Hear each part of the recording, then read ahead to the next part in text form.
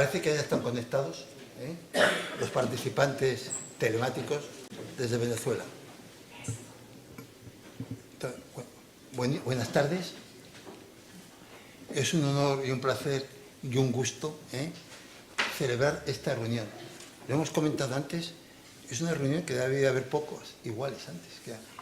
Que una academia celebre un acto en otra academia es raro, pero que una academia que sea de Venezuela, otro continente, allende los mares, celebre un acto al otro lado del Atlántico, es todavía más raro. Pero a mí me gustaría que esta fuera la primera de muchas. Incluso ya pensando, no sé lo que voy a decir, pero me estaba metiendo ideas a la cabeza y alguna va a ser una herejía. Es que podría ser, pensando, basándose en tu ceremonia, que vas a celebrar en la Real Academia de Ingeniería de España el ingreso de un académico para la Academia Nacional de Ingeniería y Hábitat de Venezuela.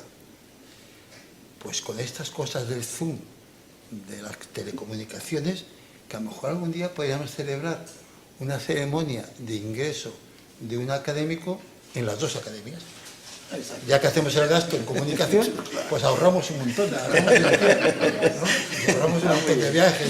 O sea que en el futuro a lo mejor tenemos que inventar un académico común y cada día en algún sitio le contesten desde el otro sitio y quede nombrado académico de Venezuela y de España. Ese sería casi el objetivo final. Tenemos un objetivo parecido, que estáis aquí varios de ellos, que vais a venir mañana también, que es lo que más nos une a nosotros es el idioma. ¿Sabéis que es un idioma que hablamos ya unos 600 millones, de los cuales el 94% está en América, o sea, sois vosotros, y aquí en España cada vez somos menos, estamos ya por el 6% o el 7%, vamos a ir bajando, vosotros vais subiendo y nosotros vamos a ir bajando. Pero es lo que nos une. Entonces, si queremos poner en valor el idioma, que es lo que nos une y lo que nos hace fuertes, tenemos que definir las palabras técnicas. Porque muchísimas de las palabras, aquí que estamos ya en ingeniería y arquitectos, muchísimas de las palabras que usamos hoy, hace 100 años no existían. Es que el avión existe hace muy poco tiempo. Y claro, lo de WhatsApp, teleco, trasplantes, mensajes, eso no existía. Esas palabras no están definidas en los diccionarios, vamos a decir, coloquiales de las academias de la lengua. Lo tenemos que definir los académicos de ingeniería, de medicina o de ciencias.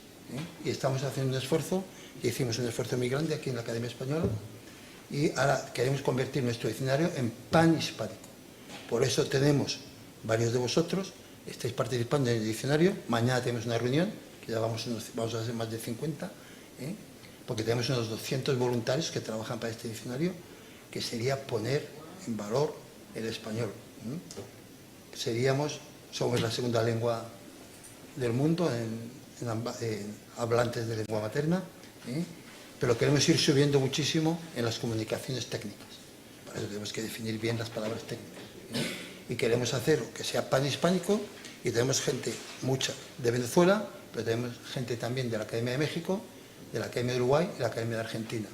Y queremos ponernos en contacto, lo estamos haciendo, con otros países, también de habla hispana, pero que no tienen academia de ingeniería. Tenemos que hablar entonces con los colegios, los institutos, las organizaciones que agrupan a los ingenieros. O sea, que veáis que tenemos mucha reunión, y mucho contacto y mucho cariño entre las academias de Venezuela y de España. Y que queremos seguir, y ya te digo, ya estoy pensando en la próxima ceremonia, a ver si encontramos a alguien que le podamos hacer académico de Venezuela y de España a la vez. A ver, buscamos a alguien que no sea futbolista, que sea ingeniero o arquitecto. Aunque muchísimas gracias. Ahora vamos a correr para poder recuperar un poco de tiempo de lo que hemos perdido. Y ahora es vuestra reunión. Yo soy el anfitrión, encantadísimo de estar con vosotros, pero yo me siento ahí porque la cosa es vuestra, ¿no? Aquí tendrá que venir alguien de vosotros. Estás muy bien donde estás. ¿No me bajo? No te bajo. Pues me quedo aquí si molesto me bajo. Venga. Es un honor. Pues entonces hago de moderador, ya que no está el presidente Eduardo. No está, ¿no? Debe estar conectado, pero no sé si tiene capacidad. Tarda un poquito. A ver si entonces ya está. Eduardo. Muy Todo buenos para días, ti.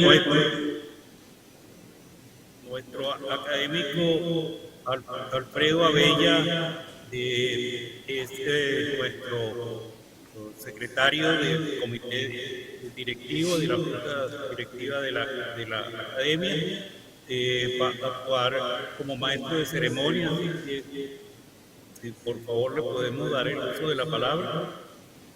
Ya. Alfredo. Escuchen. Sí. Bueno, gracias. Ustedes la palabra de bienvenida del presidente de la Real Academia de Ingeniería, don Antonio Colino. Me permito el orden del día. Primero, presentación del candidato arquitecto Fray Marcano Riquelme, a cargo del académico. A continuación, investidura como académico del arquitecto Fray Marcano Riquelme. Realizará la juración y entrega el diploma y medalla al académico honorario, a cargo del académico Eduardo Monroe, presidente de la Academia de Ingeniería y Arte. Luego, palabras del honorario académico Francisco Riquelme. Luego, palabras de bienvenida académico a cargo del académico Eduardo Monroe, presidente de la Academia. Y finalmente, para el cumplimiento de los deberes. A continuación, el académico Juan Monroe tiene la palabra para hacer presentación del candidato arquitecto Fray Marcano Riquelme.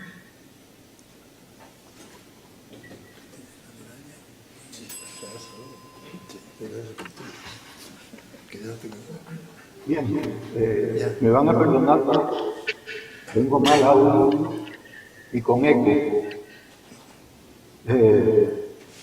Muy bien, don Antonio Colino, presidente de la Real Academia de España, académico, doctor Eduardo Uroz, presidente de la Academia Nacional y el Hábitat de demás académicos, presentes, estimado doctor arquitecto Frank Marcano, familiares, amigos e invitados. Constituye para mí un honor y un placer darle la bienvenida en nombre de esta academia al doctor arquitecto Frank Marcano, en su incorporación como miembro honorario de la misma. Por supuesto, estamos sumamente agradecidos de poder contar en esta actividad como en tantas otras, con la solidaridad y generosidad y generosa hospitalidad de la Real Academia de la Ingeniería de España y de su presidente, don Antonio Colino. Advertiré de entrada que mis palabras no se limitarán a destacar los méritos acumulados por el arquitecto Marcano y que llevaron a la Academia Nacional de la Ingeniería del Hábitat a considerar justa y conveniente su incorporación. Creo que dadas las calificaciones de las personas congregadas en torno a ella, la ocasión amerita una reflexión, así sea breve, acerca de las causas que, pese a los esfuerzos realizados durante décadas, la planificación urbana, una de las principales áreas de actividad en que se ha desempeñado el arquitecto Marcano, registra hoy tan magros resultados en nuestro país. Aunque el arquitecto Marcano pertenece a una generación posterior a la mía, he podido seguir su carrera muy de cerca porque durante varios años hemos compartido actividades en la Facultad de Arquitectura y Urbanismo de la Universidad Central de Venezuela, particularmente en su Instituto de Urbanismo, en cuyo programa de doctorado compartió conmigo durante 2 décadas y por un periodo más breve con la urbanista Hilda Torres, el dictado de Teorías Urbanas, la asignatura central del doctorado en urbanismo, como la define el manual correspondiente. Pero también en el terreno profesional hemos compartido esfuerzos por poner en ejecución el Plan Maestro de Desarrollo y Diseño Urbano de la Zona Rental Plaza Venezuela, un tema al que por su importancia me referiré posteriormente con mayor detalle. Frank Marcano se graduó de arquitecto por la UCB en 1973, incorporándose 2 años después, mediante concurso de oposición, a la Escuela de Arquitectura como profesor de diseño arquitectónico. En una temprana demostración de su interés por la vida académica, entre 1974 y 1976, realizó estudios de maestría en docencia universitaria en la Universidad Simón Bolívar. En 1978, gracias a una beca de la Fundación Gran Mariscal de Ayacucho, obtuvo un diploma d'études approfondies equivalente a nuestras maestrías por la Universidad de París-Val-de-Marne, y en 1982, por la misma universidad, el doctorado en Urbanisme et Aménagement. Estuvo activo en la Facultad de Arquitectura y Urbanismo de la UCB hasta 2000, cuando se jubiló con el escalafón de profesor asociado. De vuelta al país, se incorporó al Instituto de Urbanismo, integrándose en condición de coordinador a los equipos que desarrollaron los correspondientes programas docentes, tanto de maestría como de doctorado, desempeñándose entre 1984 y 1987 como director de los posgrados. En 1990 fue designado director del mismo instituto, cargo que ejerció hasta 1997 en paralelo con la dirección de la Revista Urbana, una de las más prestigiosas del continente, merecedora de mención de honor en la 10ª Bienal Panamericana de Arquitectura de Quito en 1996, y la presidencia de la empresa universitaria Insurbeca, compañía anónima. En su amplia actividad como investigador, sus principales intereses se han centrado en los temas relacionados con el diseño urbano y el espacio público, los grandes proyectos urbanos, la planificación urbana local y la intervención urbana en los barrios informales, pudiéndose mencionar sus estudios y propuestas sobre los cascos urbanos de los municipios Libertador, Chacao, Baruta, Sucre y El Hatillo del área metropolitana de Caracas, así como de la ciudad de Maturín, en el estado de Monagas. Igualmente ha indagado acerca de las posibilidades de recuperación del rico sistema hidrológico del Valle de Caracas, particularmente de sus numerosas quebradas a las que la ciudad ha dado la espalda, propiciando la invasión de sus márgenes por desarrollos informales, como estrategia para redefinir la estructura urbana, enriquecer cualitativa y cuantitativamente el espacio público y enfrentar los desafíos del cambio climático. Entre 1995 y 1998 participó en los estudios de diagnóstico y propuestas de ordenación en el Plan de Desarrollo Urbano Local del municipio Libertador del Distrito Federal, íntegramente elaborado en el Instituto de Urbanismo.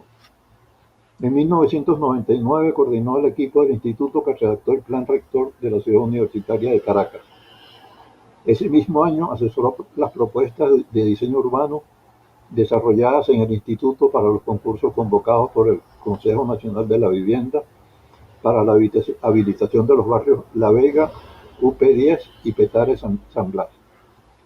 A solicitud de la Autoridad Única del Estado Vargas, después del catastrófico deslave ocurrido en el año 2000, coordinó con la profesora Sonia Barrios un proyecto conjunto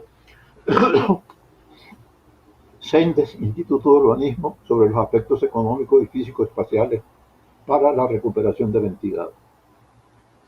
Como es natural, esta extendida actividad se fundamentó en una serie de subproyectos de investigación, en buena parte también plasmados en artículos e informes técnicos, pero particularmente en el campo de la planificación urbana, con la finalidad última de su puesta en ejecución para atender necesidades básicas de nuestras ciudades, lo cual no ocurrió en ninguno de los casos mencionados, porque insólitamente, en la mayoría de ellos, las instituciones correspondientes, que eran las mismas que los habían encargado, mostraron escaso o nulo interés.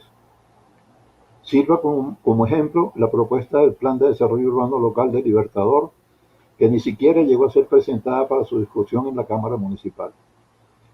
Pero como se señaló al principio, ese pareciera ser el sino de los planes urbanos en este país.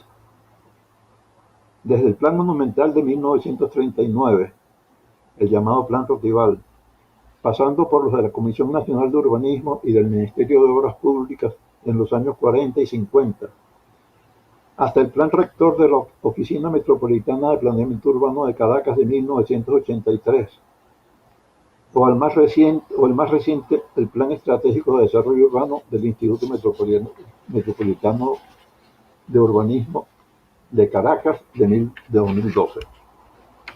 La paradoja es que esto ocurre en un país donde en un pasado no lejano, grandes planes de infraestructura, como lo de transporte y vialidad, de comunicaciones o energía, tuvieron resultados más que satisfactorios que le permitieron a Venezuela ocupar posiciones de vanguardia en la región. También algunos grandes proyectos urbanos en terrenos propiedad del Estado, como el Silencio, 1945, la misma ciudad universitaria de Caracas, entre el 43 y el 60, y el Parque Central en el 73, o grandes desarrollos habitacionales del gobierno nacional, como el 23 de enero, la organización Caricuao, incluso el excepcional caso de una ciudad nueva, Ciudad de Guayana, lograron ejecutarse con éxito. La gran interrogante se plantea entonces en relación al sistemático fracaso de los planes que se proponen intervenir sobre la totalidad de la ciudad viva, lo que en sí mismo amerita una investigación orientada a identificar causas y posibles soluciones si es que se quiere evitar lo que pudiera llamarse la maldición de Caparrós, el escritor que afirma que no siendo las ciudades entes pensados, sino la suma de millones de acasos, el plan sería simplemente el esfuerzo por notar que no se note, es decir, una farsa. En la actividad docente se ha desempeñado como profesor de diseño arquitectónico en la Escuela de Arquitectura de la Facultad de Arquitectura y Urbanismo y en diversas asignaturas de los posgrados del Instituto de Urbanismo. Desde 1985 a la fecha ha ejercido la tutoría de 33 tesis de posgrado. Como profesor invitado se ha desempeñado en varias universidades de América Latina, Europa y Estados Unidos. Ha formado parte del Consejo de la Facultad de Arquitectura como representante profesoral y entre 1990 y 1997 en su condición de director del Instituto de Urbanismo. A través de la empresa universitaria Insurbeca, compañía anónima, ha desarrollado una importante actividad profesional, de la cual vale la pena destacar la gerencia técnica de las zonas rentales de la Universidad Central entre 1997 y 2008. Este último año es designado presidente de la Fundación Fondo Andrés Bello para el Desarrollo Científico de la Universidad Central de Venezuela, propietaria de las zonas rentales, cargo que desempeñará hasta 2016. Aquí es necesaria una digresión para describir por fuerza sumariamente la accidentada vicisitud de una institución que por la misión asignada, lo innovador de su plan para el desarrollo de la zona rental de Plaza Venezuela y los positivos resultados de su gestión, estaba destinada a ser el motor del relanzamiento de Caracas como gran metrópoli regional y a permitirle a la UCB disponer de los recursos propios necesarios para que, además de fortalecer su programa de investigación, consolidara su autonomía. El arquitecto Marcano llega a ese cargo 11 años después de que la estrategia puesta en práctica por la Fundación en 1997 se concretara en la erección de un primer edificio en la zona rental Plaza Venezuela, el centro comercial Éxito, que en 2002 comenzó a generar recursos significativos para la investigación universitaria, algo más de $2 millones al año, equivalentes al 25% del presupuesto asignado al Consejo de Desarrollo Científico y Humanístico de la UCB para el año anterior. Como es fácil entender, el éxito de esa operación, además de fortalecer la capacidad operativa de la Fundación, derribó los prejuicios existentes acerca del potencial de la zona rental Plaza Venezuela e insufló confianza a los eventuales inversionistas. Es así como poco después pudo asignarse el terreno destinado a un terminal de transporte privado y galerías comerciales, realizándose en 2007 el correspondiente concurso de anteproyectos ganado por el arquitecto Osvaldo Molina. Durante la gestión del arquitecto Marcano se asignaron los terrenos para sendos hoteles de 4 y 5 estrellas y se realizó el concurso para los respectivos anteproyectos, ganados, por cierto, por la oficina del arquitecto Francisco Pimentel, recientemente incorporado a esta academia. En 2009, a punto de inaugurarse la primera etapa del centro comercial, el supermercado más grande y moderno del país, el presidente de la República amagó con su expropiación para acabar comprándolo e incorporándolo a la llamada Gran Misión Alimentación. Sin embargo, en febrero de 2016, Nicolás Maduro anunció su liquidación porque la corrupción se lo habría tragado. Y en 2017, amparados en el poder de un Estado crecientemente autocrático, tomaron de manera unilateral la decisión de dejar de pagar la renta contractualmente establecida, sin que hasta la fecha se haya podido llegar a un acuerdo.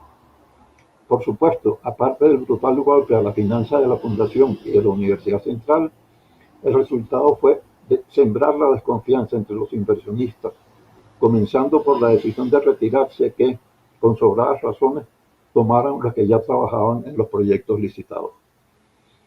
En 1988, en la novena Bienal de Arquitectura, el plan rector de la ciudad universitaria, coordinado por el arquitecto Marcano, obtuvo el Premio Nacional en la categoría Diseño Urbano, mientras que el gobierno de Venezuela le ha otorgado la Orden Francisco de Miranda y la UCB la Orden José María Vargas.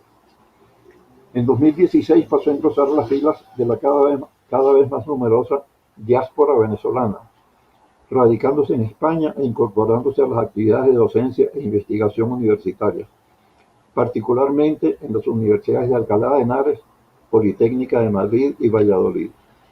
Desde julio de este mismo año se desempeña como asesor en el área de diseño urbano del Ayuntamiento de Alcalá de Henares, participando además en el Comité de Actividades Internacionales de esta academia en España. Hoy la Academia Nacional de la Ingeniería y el Hábitat se honra en recibir a un colega de sobresaliente trayectoria en los campos de la investigación y la docencia universitarias, sin desdeñar el ejercicio profesional practicado preferentemente, como se vio, desde la extensión universitaria, por la que pudiera definírselo literalmente como un universitario a tiempo completo. Eligió una esfera de acción, la del urbanismo, que en nuestro país, particularmente durante las últimas 2 décadas, ha resultado especialmente ingrata.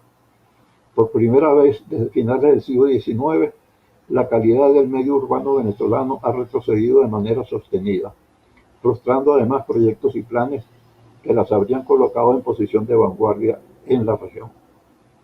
En nombre de la Academia Nacional de la Ingeniería y el Hábitat, le doy la bienvenida al arquitecto Marcano, en la seguridad de que su participación en ella constituirá un valioso aporte, no solo para recuperar el tiempo perdido, sino para superarlo y abrir finalmente las puertas de la nación venezolana a esa contemporaneidad tan postergada.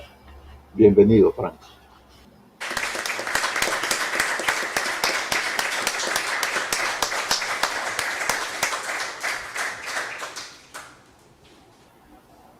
Nuestro presidente Eduardo Buró para tomar el juramento.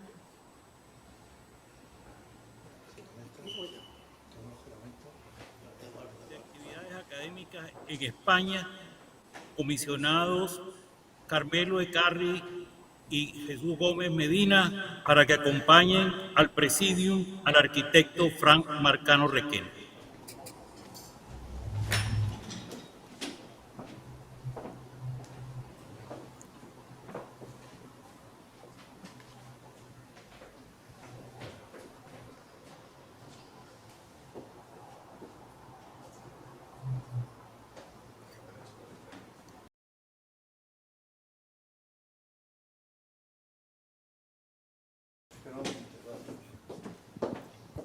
Arquitecto Frank Requena, ¿jura usted cumplir y hacer cumplir la ley y los reglamentos de la Academia Nacional de la Ingeniería y el Hábitat?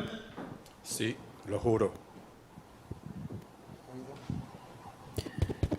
Si así lo hiciere, que Dios, la patria y la academia os lo premien, sino que os lo demanden. Académico Jesús Gómez, proceda a la imposición de la medalla y entrega del diploma.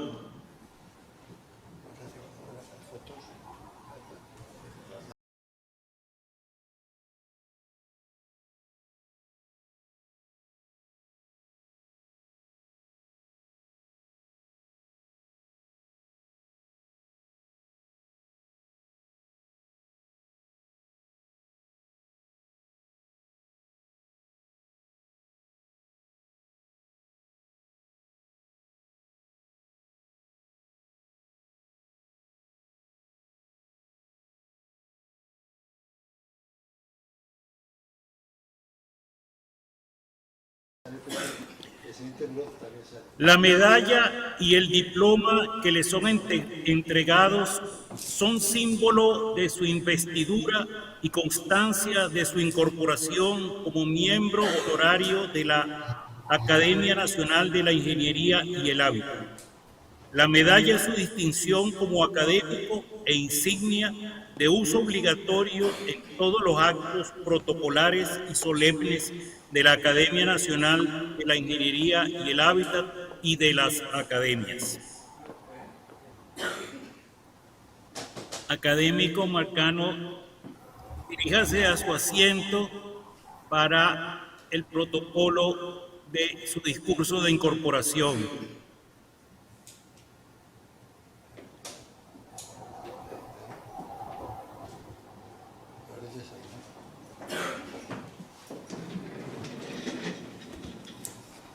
Académico Marcano, diríjase a su asiento para el protocolo de su discurso de incorporación.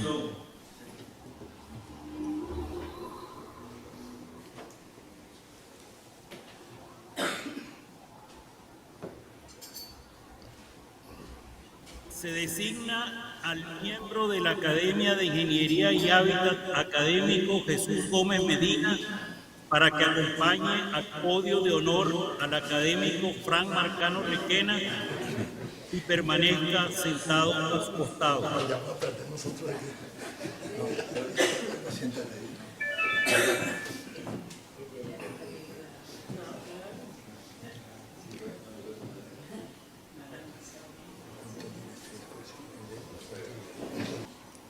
Académico Marcano puede iniciar su discurso de incorporación.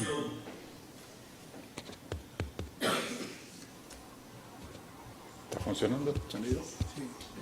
Sí. Vale. Buenas tardes. Distinguido académico, doctor ingeniero Eduardo Burós, presidente de la Academia Nacional de la Ingeniería y el Hábitat de Venezuela. Distinguido académico, doctor Antonio Colino, presidente de la Real Academia de la Ingeniería de España. Muy distinguidos académicos miembros del comité directivo, apreciado académico doctor, arquitecto Marco Negrón. Muy distinguidos académicos, miembros de número, miembros honorarios y correspondientes, nacionales y extranjeros, apreciados colegas, familiares y amigos. Agradezco a la apreciada directiva y miembros de la Academia Nacional de la Ingeniería del Hábitat la muy honrosa designación por la Junta de Individuos de número como miembro honorario de esta honorable academia y la muy apreciada presentación del distinguido académico Marco Negrón. Declaro mi disposición de participar en las comisiones y actividades y programas de esta prestigiosa academia, la cual representa el más alto nivel científico de la ingeniería, de arquitectura, en la arquitectura, el urbanismo y ciencias afines en nuestro país. Las academias como institución tienen como misión promover actividades relacionadas con el conocimiento en condiciones de respeto a los valores éticos y morales. En la actualidad, Venezuela atraviesa una desgraciada etapa de la cual no me cabe la menor duda saldremos más temprano que tarde. Prepararse para la dura e importante labor de recuperarla y mejorarla es tema que nos compete a todos. No olvidemos que a nivel mundial la situación también está ensombrecida por guerras, crisis económicas y sociales, diásporas de todo tipo, pandemias, cambios ecológicos y, no menos importante, una erosión de los valores éticos y morales. La recuperación de los valores son una de las asignaturas pendientes y las de las instituciones una de las labores claves. Las academias son particularmente importantes en momentos como estos. Por esta razón agradezco el honor de participar con ella en apoyar y defender valores éticos y morales, defensa de los derechos humanos y autonomía de los poderes. Dado mi carácter de profesor universitario, desde 1972 quiero reconocer al apoyo que unánimemente las academias nacionales han ofrecido frente a los ataques de algunas autoridades a la autonomía de nuestras universidades. No contamos con un proyecto educativo que sea reflejo de un acuerdo político nacional. Las universidades nacionales están en la mira por no ser dóciles frente al Estado. La autonomía y la libertad de expresión son percibidas como un peligro y como cualidades que deben ser suprimidas. El acoso a las universidades públicas no solo se manifiesta en la reducción de sus presupuestos que no alcanzan para actividades de investigación y mantenimiento, sino a la difícil situación de profesores y empleados universitarios muy mal remunerados y poco reconocidos, lo que significa despreciar la educación como elemento central del desarrollo. Es una refinada forma de condenar instituciones educativas a desaparecer. En este sombrío panorama destaca la mística de las comunidades universitarias que continúan sus labores con entusiasmo y dedicación. La Academia de la Ingeniería y el Hábitat, consciente de sus objetivos, ha reconocido las dimensiones de esta crisis venezolana y de la diáspora que ella ha producido. La Academia, de una manera proactiva, reconoce la importancia de esta crisis y la ha identificado como un fenómeno humanístico, social y político que hay que enfrentar. Valoro la creación de una política destinada a apoyar los contingentes venezolanos que en el exterior constituyen una fuerza intelectual y profesional bastante bien formada para que contribuyan con el desarrollo de los países donde se radiquen. La crisis es de tales dimensiones que debemos comprender que todos somos necesarios, que aisladamente no seremos capaces de enfrentarla. La Academia Nacional de la Ingeniería y el Hábitat, de acuerdo con su misión, visión y valores, juega un papel importante en la consideración de los asuntos científicos, tecnológicos y su competencia. A este efecto, queremos hacer notar el acierto en la creación de comisiones en el exterior, que en el caso de España ha cristalizado en la Comisión Académica de España, CAE.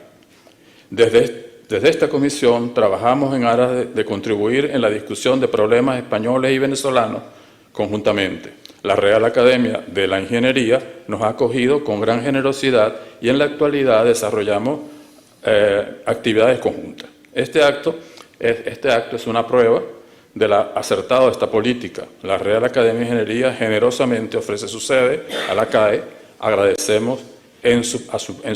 agradecemos en su presidente Antonio Colino su apoyo y cariño. Todos somos necesarios, aisladamente no podemos enfrentar la ingente tarea de modificar el actual rumbo del país y pareciera que también del mundo, ni tampoco renovar su sistema de educación y de investigación. Estamos obligados a trazar una imagen clara del futuro que queremos para instrumentar las acciones que conduzcan a constituirlo tanto a nivel general como a nivel particular. Estamos conscientes que nos encontramos en un mundo que cambia aceleradamente. No tenemos dudas de que la humanidad se encuentra en una encrucijada en la cual los modelos que sustentaron la manera de encarar la realidad han perdido la fuerza y brillo que tuvieron. La encrucijada no es una relación inédita, es una de las tantas que jalonan el camino del hombre a lo largo de su accidentado periplo. Cada cierto tiempo aparecen momentos en los cuales una nueva luz pone de relieve aspectos no considerados de lo que hasta ese momento fuera familiar y aceptado. Este cambio de punto de vista se conoce en la lógica de la investigación científica como cambio de paradigmas. Cuando el cambio de paradigma se ha efectuado, tal como lo afirma Schlegel, abro comillas, un monopolio de la representación se ha terminado, erosionado, depuesto, y otro ocupa su lugar. Un capítulo se ha cerrado, otro se ha abierto. El ángulo de visión ha sido sustituido por otro. Puede ser que el objetivo sea el mismo, pero su percepción se determina desde otra perspectiva.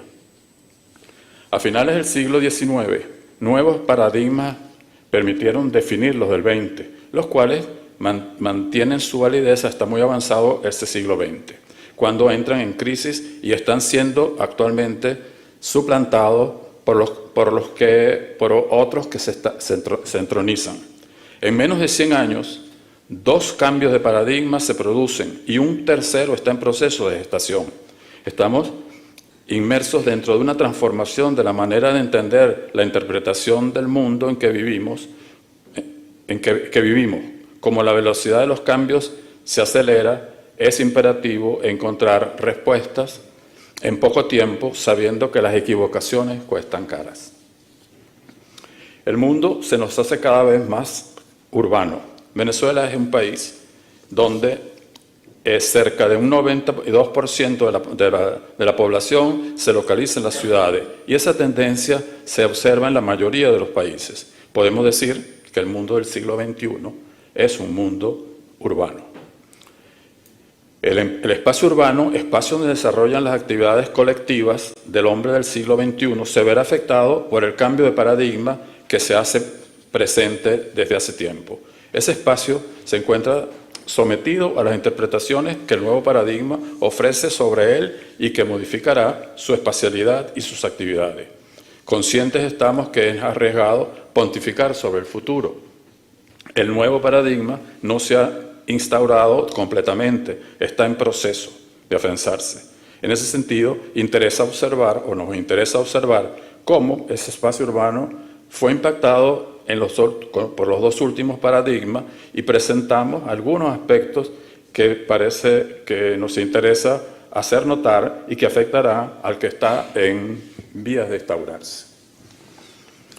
Eugenio Montejo, en su poema Manoa, ofrece una de las más hermosas y completas definiciones de la ciudad, cuando afirma que no es un lugar, es un sentimiento. Este poema resume en pocas palabras precisamente la complejidad del hecho urbano, al transformar por medio de su lenguaje poético la complejidad en simplicidad. Permite desarrollar una reflexión que nos aleja de la definición cuantitativa, ya que el discurso urbano no solo se refiere a aspectos abstractos o constructivos, se refiere principalmente a las personas que en ella habitan. Este punto de vista otorga voz a la individualidad, a la especificidad y con ello a la complejidad que resume lo urbano. En efecto, la ciudad es un hecho creado y recreado una y otra vez por cada habitante. Cuando nos asombran los amarillos encendidos percibidos en el cielo caraqueño, esos colores se transmutan en textos de historias que nosotros elaboramos. En ese momento trascendemos su materialidad y surge una relación tamizada por lo vivencial, creando un lazo afectivo entre lo observado y nuestra sensibilidad.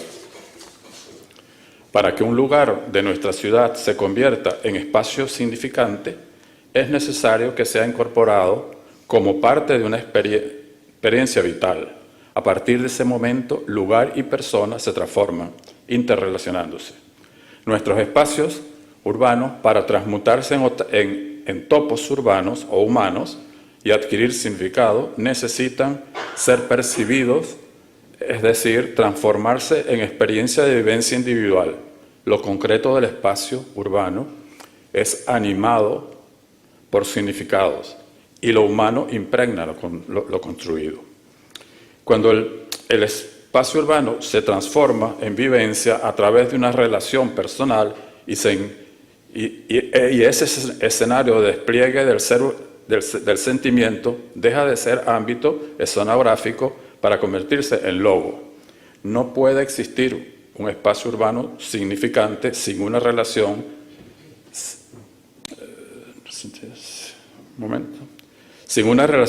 entre él y las personas que lo recorren, adquiriendo ese espacio entonces sentido o significación. Valorar la ecuación espacio-individuo no es un desiderato romántico y por eso prescindible. En una imperiosa necesidad, nuestra ciudad se encuentra hecha de espacios sin alma, sin personas que establecen relaciones particulares con ellos, más que espacios son contraespacios o no lugares. Es necesario que se transformen en propiedad de cada uno y por ende de todos. Sin una relación corporizada, los espacios no podrán ser más que decorados esperando que comience una función que les es ajena. En estos momentos, a los cuales nuestras ciudades se desarman, cuando hemos dejado de soñarla, cuando su espacio urbano se ha convertido en lugar a evitar, peligroso, prohibido, ajeno, es imprescindible indagar acerca de sus aspectos cualitativos que permitan establecer la integración entre ellos y los universos vivenciales de sus usuarios. Si percibir el mundo que nos rodea es una de las cualidades que nos hace humanos, es vital interrogarnos acerca del papel que jugamos en la ciudad. Y ese rol depende de cómo percibimos su espacio urbano. La percepción es una sensación interior que resulta de una impresión material hecha en nuestros sentidos. Ese despliegue del sentimiento necesita, en el caso del urbano, apreciar condiciones estéticas, reconocer los conceptos de vida urbana que las rigen y significado en la vida de los que la usan. A principios del siglo XX se produce un cambio de paradigma en cuanto a la concepción del espacio urbano. Llega a su fin la visión cartesiana del espacio para abrirle paso a una visión newtoniana, temas tratados por Montaner con bastante detalle, lo cual reconoce el movimiento como elemento central del discurso espacial urbano. Ese nuevo paradigma se entroniza hasta finales del siglo XX, cuando los enfoques científicos cambian y se acentúa cambian para entender la realidad. Ese largo y compacto proceso evolutivo que marca la evolución de cómo la humanidad se sitúa frente al mundo, también marcará el concepto de cómo vivimos la ciudad. La larga búsqueda de la belleza que el hombre ha transitado se replantea una vez más como poderoso instrumento en la construcción de nuestros espacios públicos. Hoy en día, la belleza reencontrada servirá para situarnos en ello y, por supuesto, unificarlo. Intuición y belleza son nociones abstractas ligadas a numerosos aspectos de la existencia humana.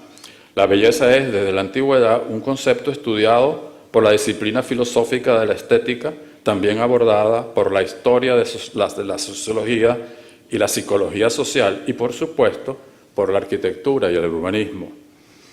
La belleza se define como el atributo de una cosa que a través de una experiencia sensorial, de una percepción, nos conmueve, ofrece una sensación de placer o un sentimiento de satisfacción.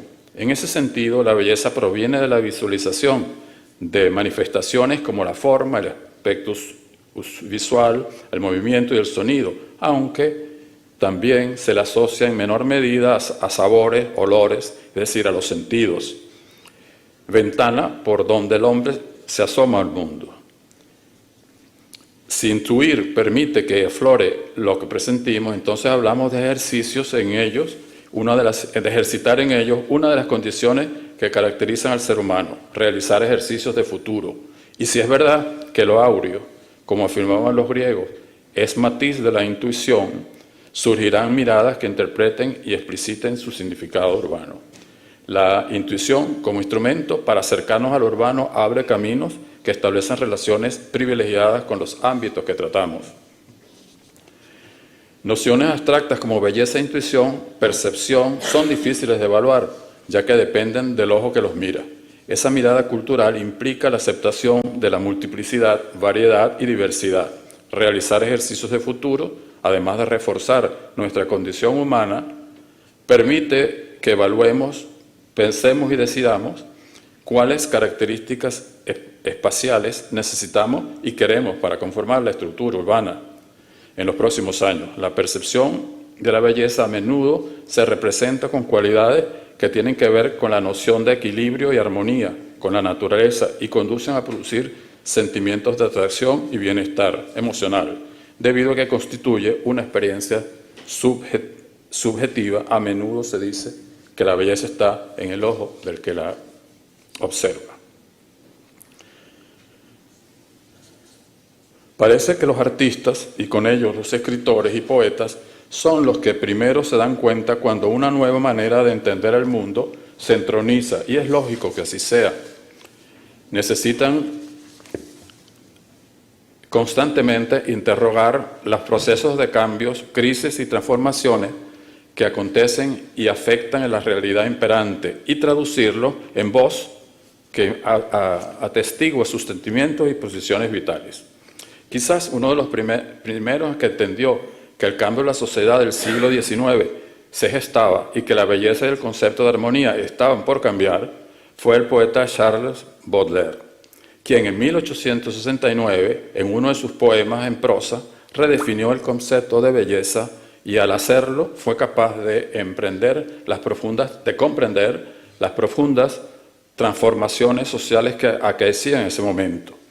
En el Spleen de París, el poema afirma que el concepto de belleza no podía ser ya entendido sin reconocer que, y cito, la irregularidad, es decir, lo inesperado, la sorpresa, el asombro, son parte esencial y característica de la belleza. Cierro comillas. Esta afirmación se adelanta a propuestas artísticas y descubrimientos científicos que posteriormente servirían para sentar las bases de los paradigmas del siglo XX y mantiene su exigencia hoy en día a comienzos del XXI, cuando de nuevo nos encontramos en épocas de cambio de paradigma. Aceptar la irregularidad y la sorpresa en los hechos humanos propuestos por Baudelaire tiene una gran importancia y se refleja en todos los ámbitos que transforman el mundo en la actualidad. Los cambios de época que abrieron paso a nuevos paradigmas que dejaron fuera de uso los del siglo XIX permitieron definir los del XX, los cuales mantienen su validez hasta muy avanzado ese siglo, cuando de nuevo, repitiendo el proceso, son suplantados por los que actualmente se entronizan. En menos de 100 años, con cambios de paradigmas se producen dos cambios de paradigma se producen y un tercero está en proceso de gestación. Nunca antes estos cambios se habían sucedido con tanta rapidez y el aumento de la velocidad de cambio de los adelantos científicos y sociales es lo que los producen. Se acorta el tiempo histórico y el fenómeno de los spatial turns, que veremos en detalle, refleja nuevas velocidades que rigen el acontecer de los hechos humanos. Los paradigmas que impactan en la visión de origen de los nuevos procesos que se encuentran en proceso de organizarse permiten pasar de la estática visión del siglo XIX, caracterizada por la lentitud en la asimilación de cambios, el cual es sustituido por las certezas de una modernidad que paradójicamente en pocos años del siglo XX pasa a formar parte del pasado que proponía eliminar. Y esta a su vez es reemplazada por una visión que acepta la duda, la complejidad y la incertidumbre como instrumentos de compresión de la realidad. Decíamos anteriormente que los artistas y con ellos los escritores y poetas son los que primero se dan cuenta cuando una nueva manera de entender el mundo se entroniza. Ya hemos presentado a Baudelaire como precursor. Queremos presentar a continuación a escritores que acertaron en reconocer que el mundo acogía nuevas ópticas para explicarlo. Comenta Italo Calvino que Thomas Mann comprendió todo o casi todo en nuestro mundo, en su época, asomándose desde el estático balcón del siglo XIX. En sus libros, y sobre todo en Muerte en Venecia, presenta a esa época en trance de desaparecer. El balcón de los palacios de la Viena del Imperio Austrohúngaro es el punto desde donde se explica cómo una sociedad percibe la visión del mundo de fines del siglo XIX. En ese momento, Mann está consciente que esa percepción debe ser cambiada, incluso sabe que ya ha comenzado a cambiarse y que pocas personas se dan cuenta. El estático espacio, simbolizado por el balcón, donde el poder de finales del siglo XIX se instala para ver pasar sus ejércitos, donde la muchedumbre asiste como espectadora pasiva de un espectáculo totalmente prediseñado para la glorificación del poder dominante, no satisface ya las nuevas necesidades de esa muchedumbre. Basta con saber que pocos años después Viena dejó de ser la capital de uno de los estados o imperios más poderosos de Europa y se convirtió en un pequeño país centroeuropeo. Ese balcón nunca más presenciaría en el espacio urbano los fastos de la entrega de la antigua organización social. Calvino, en entrevista para la revista Ulisse, en 1957, no solamente reconoce el cambio que Marx presenta, sino que visualiza y espacializa la manera de entender la realidad del siglo XX. El mundo estático y esclerotizado se transformará en otro, en el cual será necesario reflejar el aceleramiento de la historia y afirma Calvino que nuevas velocidades marcarán lo cotidiano. Ese concepto será condensado también en una frase que dice: miramos el mundo cayendo por el hueco de la escalera. La nueva percepción que se impone y que Italo Calvino observa transforma radicalmente tanto el punto de vista desde donde se aprecia la realidad como los roles de los actores de ese espacio. Además que incorpora el movimiento en tanto fenómeno social como nueva instancia a considerar. Cuando dice que para entender la nueva realidad hay que percibirla cayendo por el hueco de una escalera, se refiere a que el hombre del siglo XX necesita la capacidad de ver las cosas desde múltiples ángulos, a una gran velocidad. Basta con imaginar lo que los observa cuando se cae por el estrecho espacio central de una escalera. La realidad observada se percibe por retazos. Lo percibido no devela ni hace evidente la organización y estructura de ese espacio. Al hacerla depender de una mirada, la realidad ahora será construida tantas veces como tantas observaciones hay. La escalera concilia el vacío y el lleno, conecta el arriba y el abajo, permite movernos de una realidad a otra e implica aceptar el movimiento como un tema central de sus actividades.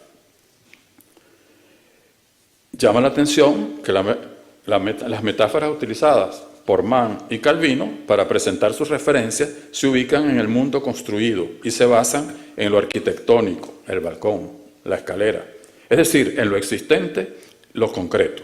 Esta concretización es una reflexión de gran interés y permite entender que el espacio urbano tenía que cambiar. Implica que si se quiere comprender lo que en él acontece, es necesario cuestionar cuando los paradigmas cambian el mantenimiento del antiguo orden espacial.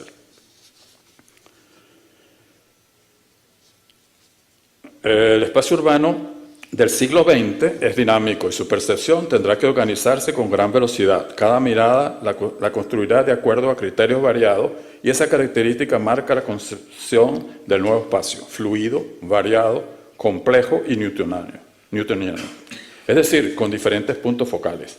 Este nuevo espacio urbano no hace sino reflejar la aplicación en él de los paradigmas que marcaron el pasado siglo. La Ciudad Universitaria de Caracas, del arquitecto Carrabal Villanueva, es un excelente ejemplo de espacio urbano del siglo XX.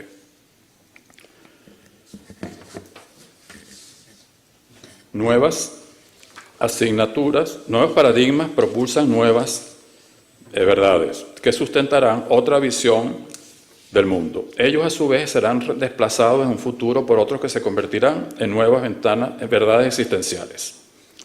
A mediados de los años 60 del siglo XX, algunos pensadores y científicos observaron que los paradigmas de la modernidad estaban siendo sacudidos por nuevas visiones que permitían percibir y, por supuesto, construir el mundo de otra forma. Al igual que Baudelaire y Thomas Mann, que desde la poesía y la literatura avisoran cambios en el horizonte, Italo Calvino, en su libro 6 propuestas para el próximo milenio, en 1988, se percata que de nuevo el hombre tiene otro sitio para observar y entender el mundo y se atreve a interrogarse acerca de los valores que el hombre debe tener para afrontar un nuevo cambio de paradigmas y transitar al XXI. En ese libro propone que en el equipaje que el hombre necesita para poder viajar para transitar el siglo XXI debe incluirse la levedad, la rapidez, la exactitud, la visibilidad y la multiplicidad. Complejidad, diversidad, policentrismo, focalización múltiple, aceleramiento y velocidad, incertidumbre, heterogeneidad, mixtura, son temas que se encuentran en el centro de la discusión actualmente. Tal como mirar al mundo desde el balcón, perdió hasta finales del siglo XIX, mirarlo desde el hueco de la escalera está desgastado se desgasta en el último cuarto del siglo XX y tiene que ser reemplazado por otro, está siendo reemplazado por otro. Una nueva mirada se impone. Para el siglo XX, nuevas luces iluminan los viejos problemas que el hombre encara y nuevos ángulos y aristas aparecen. Como metáfora que caracteriza a la nueva mirada que puede imponerse en el siglo XXI, estamos ya haciendo un ejercicio de perspectiva, proponemos la figura del surfista. Nuestro surfista se desliza para avanzar, deslizarse en una destreza, es una destreza que le permite aprovechar las fuerzas exteriores para mantener su rumbo, y esa es la cualidad que deberán encontrarse en el nuevo espacio urbano. Del balcón pasamos a la escalera, y para entender la realidad que nos acoge en el siglo XXI, se acepta que la velocidad se incrementa y las nuevas teorías incluyen el caos y la complejidad. El surfista, en su tabla, diseña su trayectoria mediante una adecuada comprensión de la naturaleza, donde se desenvuelve, entiende la complejidad y simultaneidad del espacio donde desarrolla su actividad. Es capaz de mantener una focalización múltiple en aras de mantener el rumbo, comprender la estructura cambiante donde se mueve y aprovechar el poder de la velocidad para culminar su ruta. Además, utiliza la energía del medio donde se mueve, minimizando el gasto energético personal. Para entender la realidad de este nuevo periodo, su movimiento tendrá que aunar fuerza, habilidad para aprovechar la potencia del fenómeno que enfrenta, destreza para moverse entre condiciones cambiantes, capacidad de mantener metas trazadas y sobre todo reconocer su debilidad. Fortaleza unida a la flexibilidad serán sus insignias. No basta con la capacidad de conectar espacios diferenciados, ahora es necesario moverse, no cayendo, lo cual implica ausencia de control sobre el movimiento, sino conectando espacios de dimensiones cambiantes e incluso no conectados físicamente. La velocidad se ha reincrementado y también se han diversificado los instrumentos para anular distancias y con ello el espacio al igual que el surfista, debe moverse aprovechando la fuerza del espacio y el tiempo que enfrenta. Este es punto importante, pues avanza reduciendo al mínimo la oposición al movimiento, se aprovecha de él y lo utiliza para disfrutar de la flexibilidad del junco o del agua.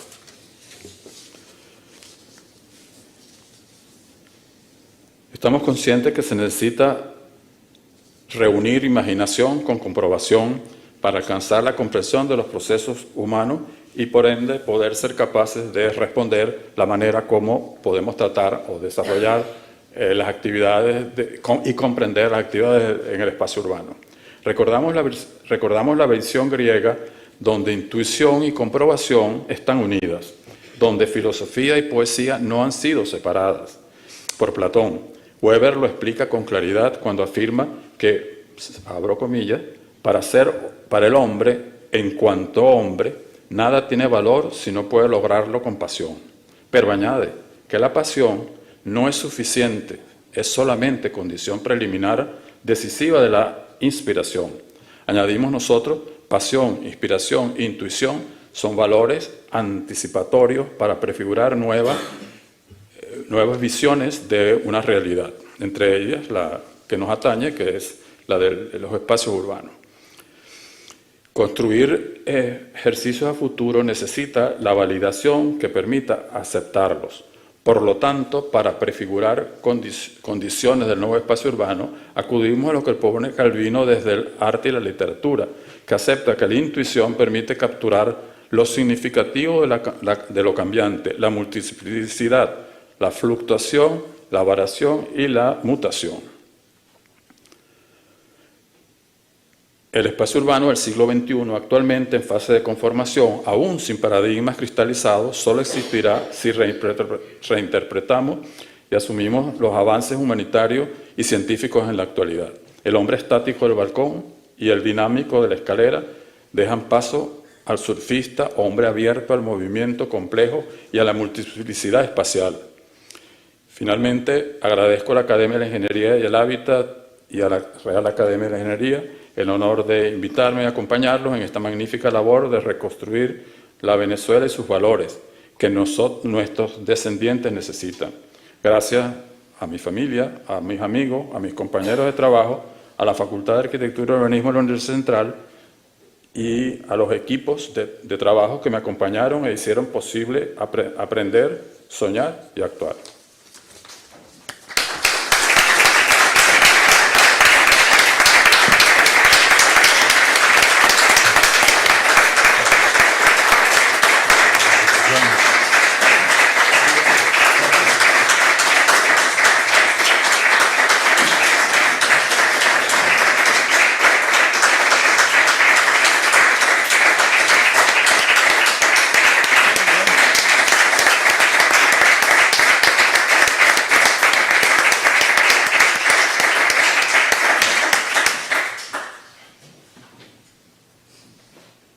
Venida por parte del presidente.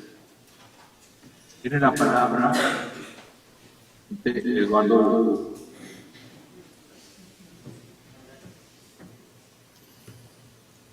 Distinguido académico marcano,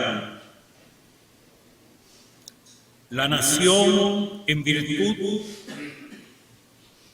de la Ley de Creación de la Academia Nacional de Ingeniería y Hábitat, ha otorgado a sus pares la inmensa responsabilidad de elegir a nuevos académicos conforme a un estricto procedimiento que usted ha superado satisfactoriamente.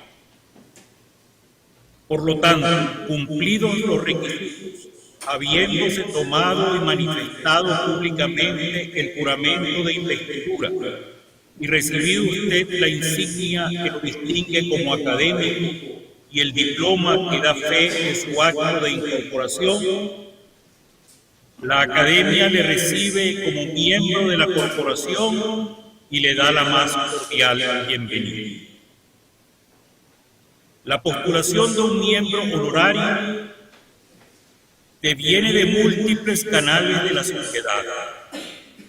Puede ser un reconocimiento propuesto por académicos o por una sociedad de las ingenierías o por una institución donde la ingeniería o la arquitectura sean su actividad principal o por una organización no gubernamental dedicada a labores propias de nuestras profesiones o por la jerarquía profesional.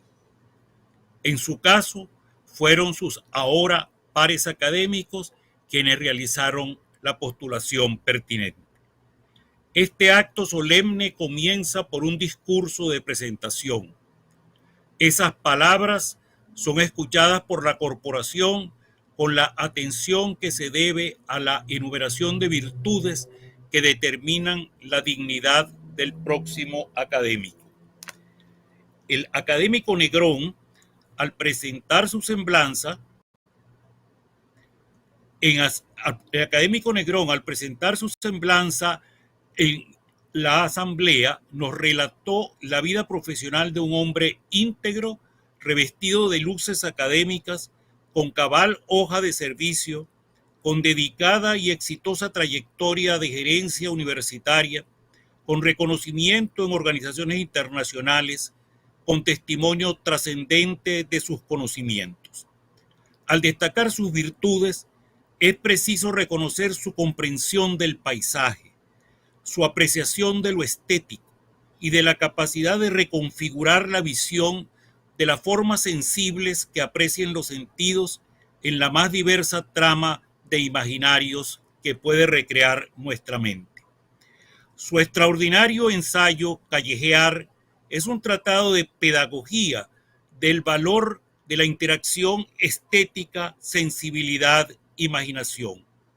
Sus lecciones en este ensayo traducen el pensamiento sobre la estética de don Miguel de Unamuno, un estudioso de esas reflexiones, tomando en consideración las frases de don Miguel de Unamuno que voy a leer, lo sintetiza de esta manera. Decía don Miguel: cada día creo menos en la cuestión social y en la cuestión política, y en la cuestión estética y en la cuestión moral y en la cuestión religiosa y en todas esas otras cuestiones que han inventado las gentes para no tener que afrontar resueltamente la única verdadera cuestión que existe, la cuestión humana, que es la mía, la tuya y la del otro y la de todos. Es la cuestión de saber qué habrá de ser de mi conciencia, de la tuya, de la del otro y la de todos después de que cada uno de nosotros muera. Por consiguiente, y esta es la síntesis, la estética se reduce al problema de la personalidad y su perpetuación. En Callejear se manifiesta esa noción de la diversidad en la lectura del paisaje, propia de cada quien, y las consecuencias que emanan de cada imaginario y de su forma de asimilar su propio concepto de trascendencia. Muchas vertientes surgen de esas lecturas estéticas que pueden apartarse de lo bello para asumir la antítesis de lo feo, degradante o grotesco.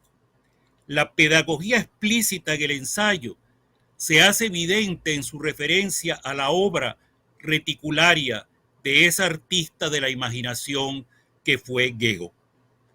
Esta breve reseña a su ensayo me permite solicitarle su anuencia para publicar Callejear en nuestro boletín, para disfrute de los miembros de nuestra comunidad de sus lecciones, esas que nos ayudan a entender lo volátil de lo percibido por los sentidos como realidad tangible y que luego, confrontado con las ideas propias, da lugar a múltiples variedades.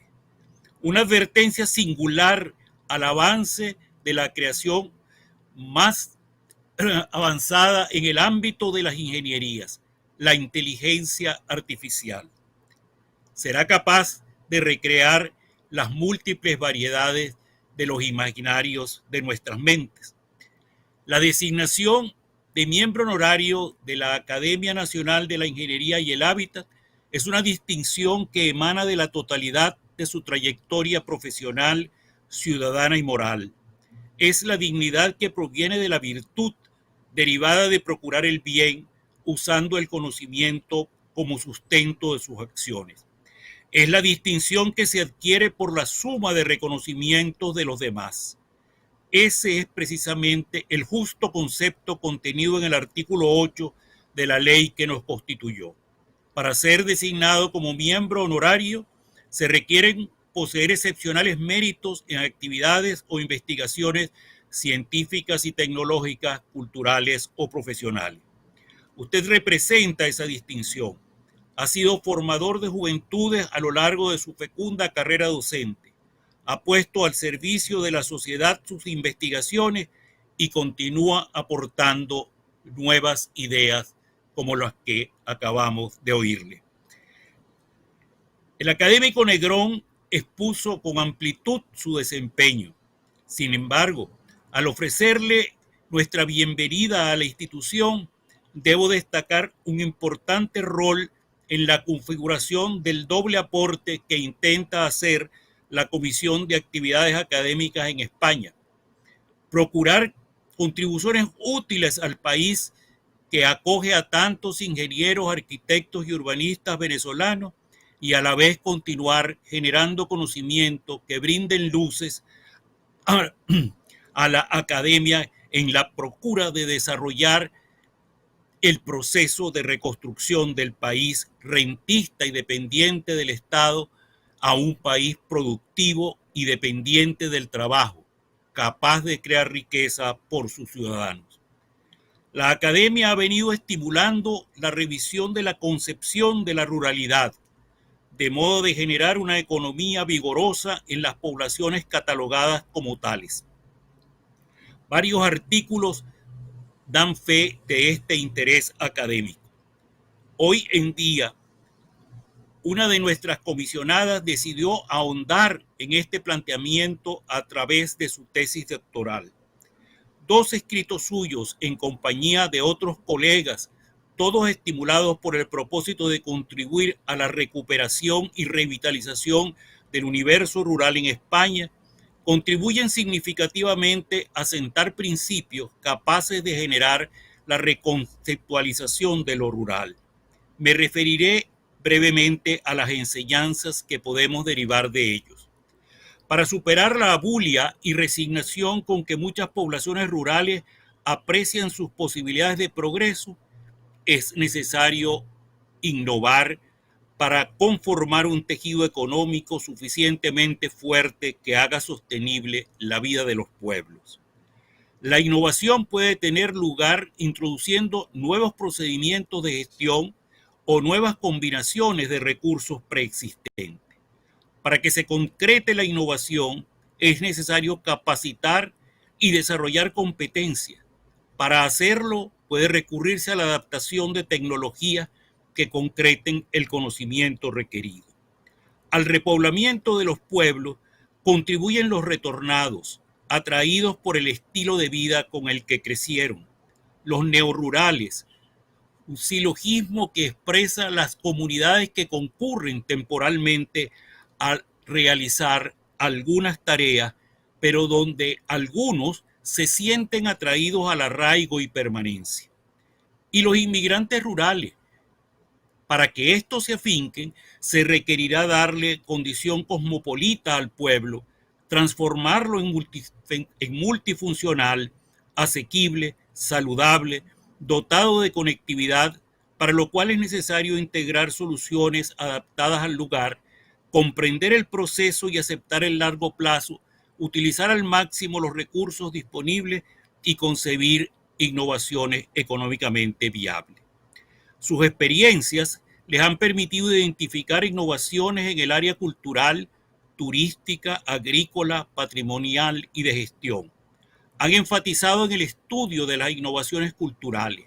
Este novedoso aporte ha permitido que la Comisión de Actividades Académicas en España pueda trazar un programa conjunto con ayuntamientos, universidades y la Asociación Hispano-Venezolana de Ingenieros y Arquitectos, donde miembros de la comisión aportan conocimiento para realizar las investigaciones necesarias y los órganos ejecutivos y gremiales realizan proyectos que sumen las condiciones apropiadas para la consecución de financiamiento, a la vez que algunos de los inmigrantes comienzan a ver oportunidades para asentarse en los territorios rurales.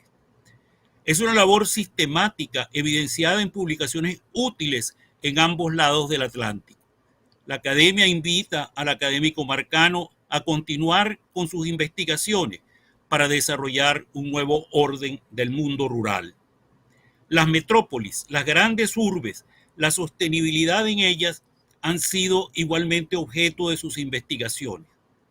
A lo largo del proceso de formulación del Plan Nacional de Ordenamiento Territorial publicado en 1998, el debate en la escogencia del enfoque y prioridad a las acciones ejecutivas tuvo que dar paso a la opción de desarrollo de las ciudades intermedias.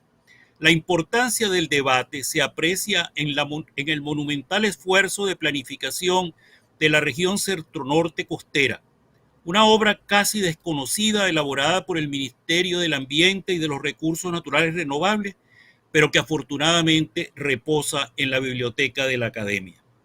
En el ámbito de la Universidad Central de Venezuela, la investigación urbanística se decantó por la indagación hacia las grandes ciudades, tal como lo relata el académico marcano en su artículo Universidad y Ciudad, fechado en 2010. Allí refiere que el doctorado de urbanismo seleccionó como objetivo central estudiar y analizar la configuración y dinámica de las aglomeraciones metropolitanas, entendidas como la forma propia de la ciudad contemporánea y caracterizada por ser organismos urbanos complejos, policéntrico y de grandes dimensiones, articulados alrededor de actividades socioeconómicas líderes. La rigurosidad con la que se llevaron a cabo estas investigaciones, aunadas al intercambio entre universidades hispanoamericanas, merecen ser recogidas por los académicos y comisionados comprometidos con la historia de la ingeniería. Es necesario dejar para la posteridad el relato del debate que aún permanece vigente dentro de la amable dialéctica de la academia, que durante este año ha oído las doctas exposiciones de académicos sobre el desarrollo de ciudades intermedias y esquemas urbanísticos a escala humana en las grandes ciudades. Pero también ha premiado el libro de un joven doctor en urbanismo que plantea la tesis de las regiones funcionales, que quizás sea el punto de convergencia entre metrópolis y ciudades intermedias por la polifuncionalidad asignada al espacio, que establece la primacía de las funciones articuladoras y la libertad de reconocer las características particulares de los espacios urbanos allí contenidos. La academia, respetuosa del milenario método socrático, lo acata y lo valora. La sostenibilidad es eje central de las modernas teorías urbanísticas y en ella centra las propuestas del académico Marcano, como es posible apreciar en sus trabajos sobre el espacio rural que hemos comentado, y con mayor énfasis aún en sus propuestas para la recuperación del litoral Vargas, luego del poderoso evento de flujo torrencial ocurrido en 1999. Afirma con carácter de axioma que no tiene sentido aspirar a una ciudad o a un país sostenible, pues la sostenibilidad exige planteamientos holísticos globales, aunque sí lo tiene que trabajar para que un país o una ciudad o un proyecto no dejen de ser acciones individuales, que no dejan de ser acciones individuales, contribuyan a la sostenibilidad. Es un mensaje claro. La sostenibilidad es un proceso que transita una vía que puede interrumpirse, pero todo lo que se haga en el marco de la transformación escogida debe realizarse con miras a alcanzarla. Un tema axiológico que debemos considerar en el capítulo sobre filosofía de la ingeniería del libro de Fundamentos de la Ingeniería que estamos desarrollando en la Comisión de Educación de la Academia.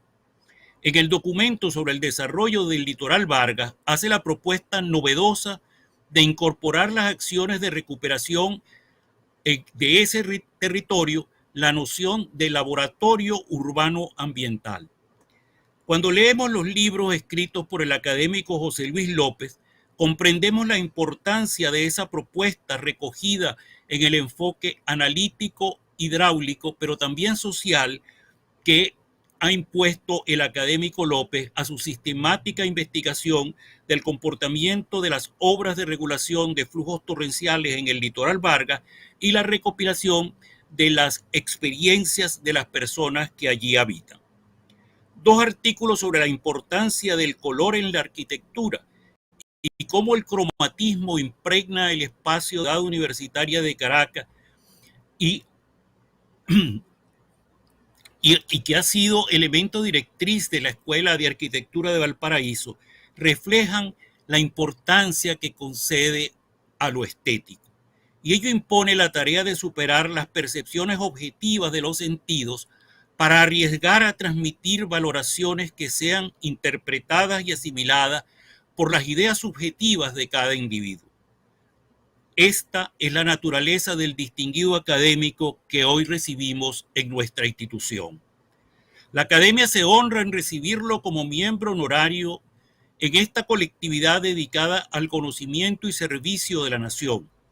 Su presencia y la de los ya distinguidos miembros honorarios conforman un claustro que da lustre a la Academia.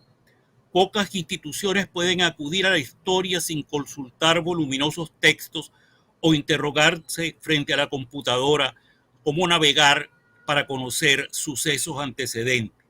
Pocas instituciones pueden disponer de un consejo consultivo compuesto de autoridades. Los miembros honorarios son referentes permanentes a los aspirantes a ingresar en este cuerpo y colegas respetadísimos de quienes ya pertenecemos a él.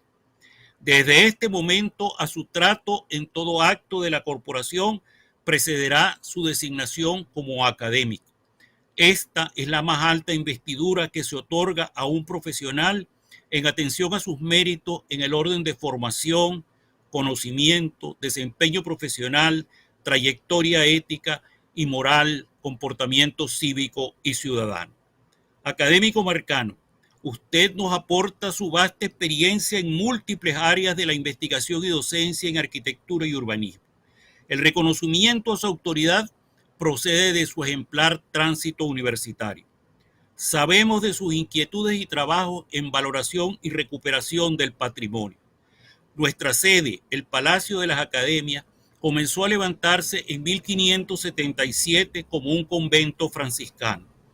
Es un raro ejemplo de conservación del patrimonio nacional. Sentimos que la Universidad Central de Venezuela no haya proyectado la importancia de la vieja casona de Hacienda donde se redactaron los estatutos que transformaron la Real y Pontificia Universidad de Caracas y se tomaron las decisiones con las que se intentó conjurar la separación de Colombia. La Academia desea colaborar con la recuperación patrimonial de ese valor histórico. Igualmente, el núcleo de Maracay de la universidad ocupa los terrenos que fueron de la Hacienda La Trinidad. Largo sería enumerar los múltiples sucesos históricos que tuvieron lugar en esa casa. Ojalá la Academia pueda acometer algún proyecto que estimule la voluntad de recuperar ese valioso patrimonio nacional. Su colaboración en esta materia nos puede ayudar a configurar esa acción. Callejeando con usted por Alcalá de Henares, tuve la oportunidad de plantearle la importancia que para la ciudad de Maracay constituye el núcleo de la Universidad Central de Venezuela allí asentado. Tal como lo plantea en su artículo Ciudad y Universidad, qué importante sería considerar en detalle los impactos que tiene la población universitaria en las actividades no solo productivas, sino también espirituales sobre lo que algunos autores llaman el alma de la ciudad. Las propias edificaciones y las actividades que allí ocurren, tal como usted lo señala, generan interacciones particulares que deberán ser estudiadas para conocer a fondo las formas y maneras como la ciudad y la universidad se imbrican. Procurar que esos estudios se lleven a cabo constituiría un importante logro para la Academia. Su voz en el seno de la Academia será oída con respeto y atención y será norte en los temas que demandan integridad, razonamiento y justa decisión en el cabal cumplimiento de nuestros objetivos corporativos. Académico Marcano, al extenderle la más cordial bienvenida, exponemos y reconocemos ante el cuerpo académico presente y las múltiples y los distinguidos invitados y familiares las luces y méritos que emanan de sus conocimientos y recto proceder, conjunto que le otorga la autoridad que le reconocemos. Distinguido académico, esta bienvenida conlleva la responsabilidad de cumplir a cabalidad las obligaciones que nos fueron establecidas en el artículo 2 de nuestra ley de creación. Es nuestro compromiso con la nación, con nuestros centros de formación, con nuestras organizaciones de ejercicio profesional públicas o privadas, con nuestros empresarios y emprendedores, con nuestra sociedad en sus distintas instituciones y cualquier nivel de organización o iniciativa, con las generaciones de relevo y con nuestros compatriotas dispersos en el mundo. Esta bienvenida es también una grata acogida en el seno de una corporación de pares, de libertad de pensamiento, de crisol de ideas, de respetuosa retórica y amable dialéctica, de pasión por el desarrollo intelectual, de curiosidad indetenible y avidez por nuevos conocimientos, de voluntad férrea de constituir paradigma y ejemplo. Señores académicos de la Real Academia de Ingeniería y de la Academia Nacional de Ingeniería y el Hábitat, no puedo concluir estas palabras de bienvenida sin referir que asistimos hoy a un acto singular que constituye un hito en el desarrollo de las relaciones internacionales de las academias de ingeniería. Se nos ha brindado acogida en la Real Academia de Ingeniería para realizar uno de los eventos de mayor significación de nuestra corporación. El acto de incorporación de un académico honorario es una sesión solemne de la academia que demanda una estricta formalidad. Hoy fue posible hacerlo conforme a las disposiciones protocolares gracias a la acogida que nos ha sido concedida. Agradecemos al presidente de la Real Academia de Ingeniería, don Antonio Colino, y por su conducto a los miembros de esa distinguida institución, por la cordial bienvenida que nos han brindado y la amable disposición que permitió la realización de este acto.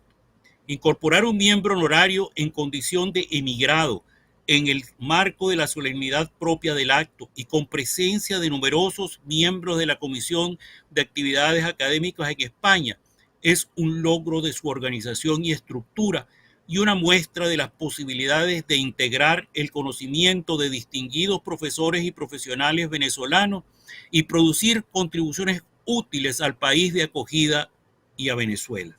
Reciba la Real Academia de Ingeniería, nuestro testimonio de agradecimiento.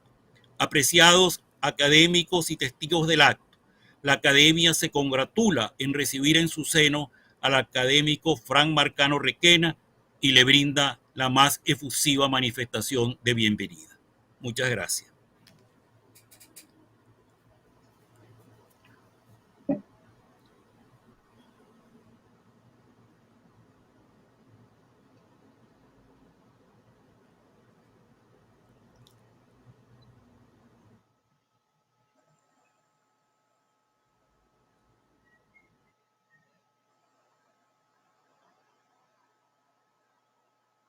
Señor presidente, se ha cumplido el orden del día. Ha concluido el acto. El acto que se ha realizado es híbrido. Las personas que están presentes felicitan al académico Fran Marcano y quienes están en la sesión de YouTube pueden hacerlo por el canal de YouTube de la Real Academia de Ingeniería. Muchas gracias a todos ustedes por su participación y le damos la bienvenida al académico Fran Marcano.